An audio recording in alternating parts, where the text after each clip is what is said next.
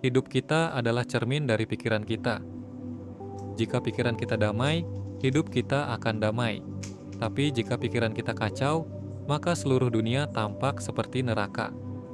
Di zaman yang penuh dengan gangguan, tekanan, dan ekspektasi, sulit rasanya menemukan kedamaian.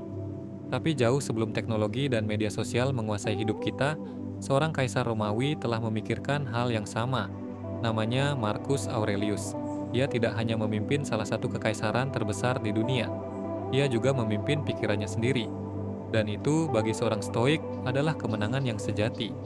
Kali ini kita akan berjalan bersama Marcus, menyusuri prinsip-prinsip hidup yang ia pegang, bukan untuk menjadi sempurna, tapi untuk menjadi tenang, kuat, dan jernih di tengah dunia yang ribut. Bagian 1. Mengenal Marcus Aurelius. Marcus Aurelius hidup pada abad kedua. Ia adalah kaisar Romawi dari tahun 161 sampai 180 Masehi. Tapi yang membuatnya dikenal bukan hanya karena tahtanya, tapi karena jurnal pribadinya, Meditations, buku yang tidak pernah ia niatkan untuk diterbitkan.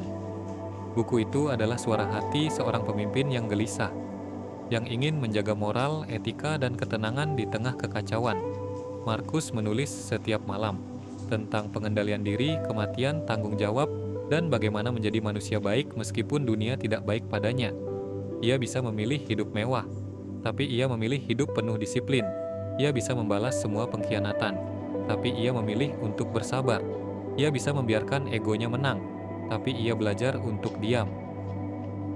Bagian 2. Prinsip dasar Stoicisme. Stoicisme adalah filsafat yang sederhana tapi radikal. Ada hal-hal yang bisa kamu kendalikan, ada hal-hal yang tidak bisa kamu kendalikan. Bahagia adalah ketika kamu fokus hanya pada yang bisa kamu kendalikan. Marcus mengatakan, kamu punya kekuatan atas pikiranmu, bukan kejadian di luar dirimu. Sadari ini, dan kamu akan menemukan kekuatan. Contohnya, kamu tidak bisa mengontrol bagaimana orang lain memperlakukanmu, tapi kamu bisa memilih bagaimana kamu merespons perlakuan mereka.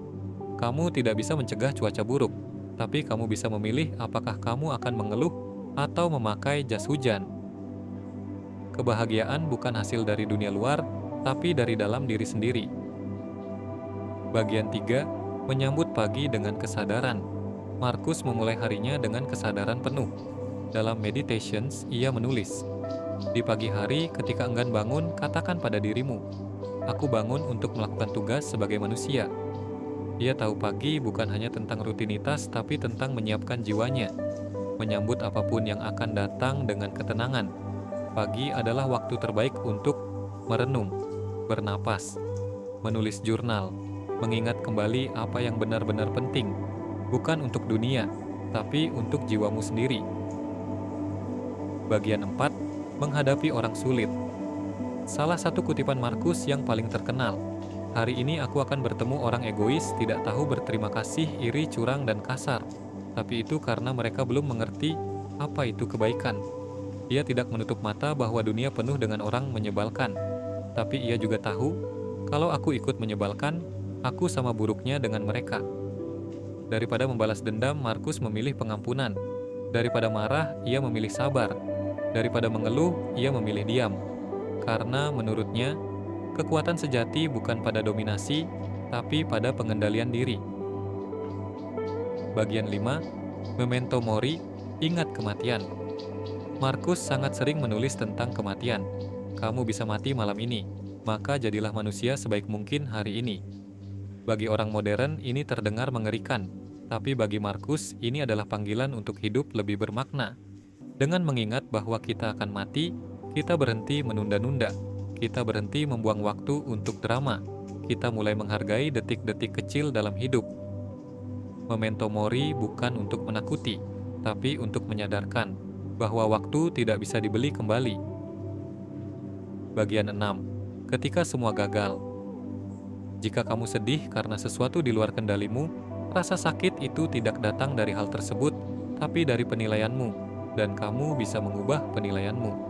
Marcus menghadapi kematian anak, pemberontakan, perang, dan sakit, tapi ia tetap menulis dengan kepala dingin, karena ia tahu, aku tidak bisa memilih keadaannya, tapi aku bisa memilih sikapku. Tenang, diam, lalu perlahan bangkit dari keterpurukan.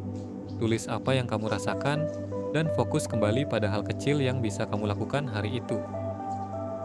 Bagian 7. Jadilah kaisar bagi dirimu sendiri. Marcus Aurelius memimpin jutaan orang, tapi kemenangan terbesarnya bukan di medan perang, melainkan di dalam dirinya sendiri.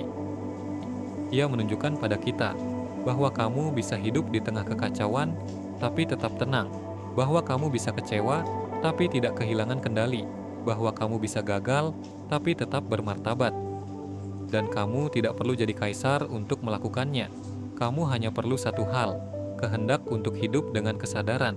Hari ini, kamu bisa memilih, bukan hidup sempurna, tapi hidup yang kuat, tenang, dan sejati.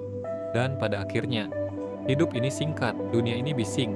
Tapi di tengah semuanya, kamu selalu punya satu hal, kendali atas pikiranmu sendiri. Jadilah seperti Markus, tenang dalam badai, kuat dalam diam.